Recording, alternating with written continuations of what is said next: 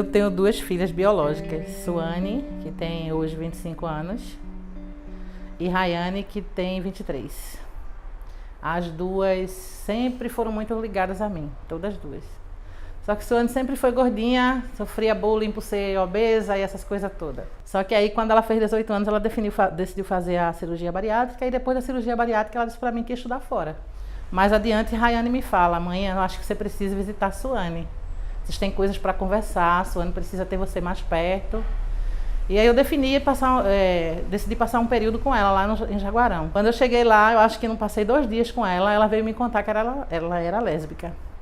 E aí, quando ela falou, eu me vi como uma pessoa completamente diferente de tudo que eu pregava. Eu dizia que eu era pessoa que não tinha preconceitos, que aceitava todos os filhos gays, os amigos gays das minhas filhas em casa. As amiguinhas lésbicas era o lugar que elas tinham para ir, era a minha casa. Mas quando ela falou para mim, aí eu caí. Minha postura era outra. A gente discutiu, a gente brigou naquele dia, eu fiquei sem falar com ela. Eu acho que acontece com todo mundo. Quando a gente fica aflita pela situação do filho, seja ela de descoberta ou de alguma agressão que o filho sofre, a gente começa a procurar as redes sociais e procurar ver grupo, e eu acho que a intenção é: vou procurar um grupo de autoajuda, sabe? E aí a gente começa a pesquisar e descobre o Mães pela Diversidade, como existem outros grupos na rede social, né? E aí eu descobri o Mães, comecei a militar, e hoje eu digo a ela assim, que foi o jeito que eu encontrei de me redimir com ela. E eu acho que isso eu já resolvi com ela. A partir dali, o trabalho agora era fazer pelos outros. E o que eu falei para ela, eu falei para ele igual. Eu disse: um tem que entender o outro. Se não houver entendimento entre os dois, essa relação não flui. E aí eu descobri um mundo imenso de personagens LGBTs, que eu chamo de personagens, mas que eu prefiro chamar de meus filhos também, que eu trouxe para perto. E que procuram mães, às vezes porque querem um abraço, porque querem alguém para conversar com a família, para mediar um conflito familiar. E aí é que eu acho a parada mais legal, que é a gente ir para dentro das famílias e tentar mostrar para eles onde está o erro. Às vezes é achar que Deus quer isso, e Deus nunca disse isso a ninguém, ou que a minha religião é maior e se sobrepõe à relação que eu tenho com meu filho. E aí eu vou lá dizer para ela: não é assim, pense direitinho, venha para junto para não perder seu filho. Eu hoje tenho um orgulho de dizer que no grupo aqui eu não tenho nenhuma mãe que tenha vindo pela dor de perder um filho. Sou a mãe de Gustavo, moro em Olinda, ele representa a letra T, né? E eu vim aqui para conhecer, né? Conhecer como é o trabalho de vocês e também me ajudar, né?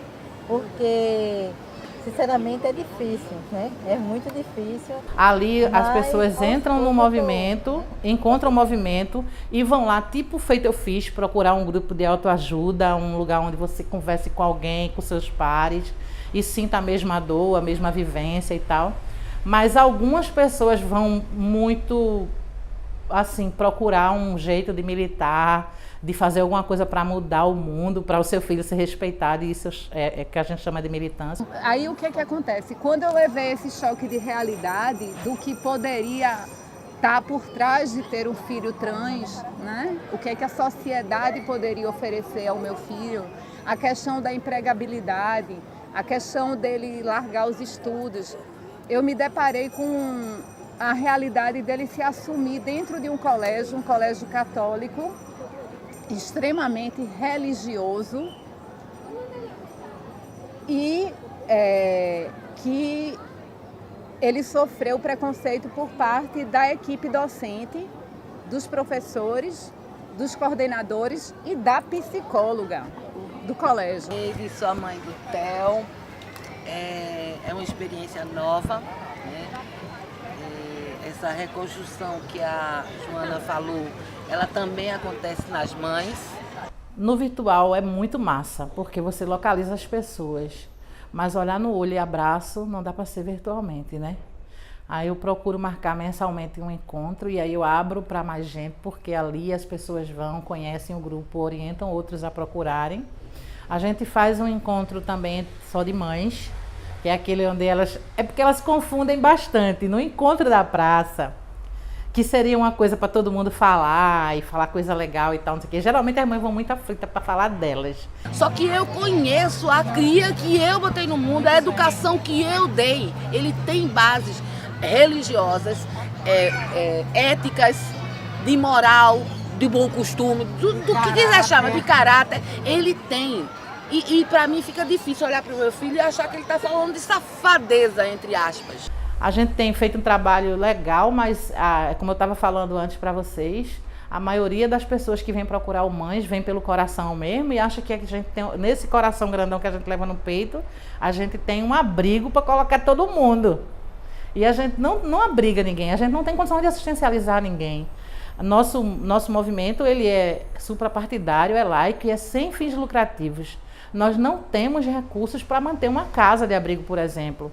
A gente está lutando para ter um CNPJ, quer dizer, a Nacional hoje tem um CNPJ, para a gente conseguir trabalhar projetos e trazer projeto de casa-abrigo para cá, mas com essa visão. A nossa intenção de casa-abrigo é trazer eles para cá, porque a situação, principalmente com a população T, ela é urgente. Quando alguém bota para fora de casa, essas pessoas ficam perdidas. A gente está aqui para apoiar o filho, estendendo a mão à mãe. Sem ela, a gente não vai. A gente vai até acolher, mas eu vou estar sempre insistindo em chegar na mãe dele. Vocês entenderam? Então eu espero que realmente as mães entendam a necessidade delas estarem juntas. Aquela história do olho no olho. Vai na casa da pessoa, toma um cafezinho, conversa um pouquinho. Não precisa se expor e nem chegar logo com o cartão do Mães e entregar para não assustar. Vamos conversar. Ah, tu tem filho gay e tal? Eu também tenho. Na verdade, eu tenho um monte, né? Vamos conversar sobre isso?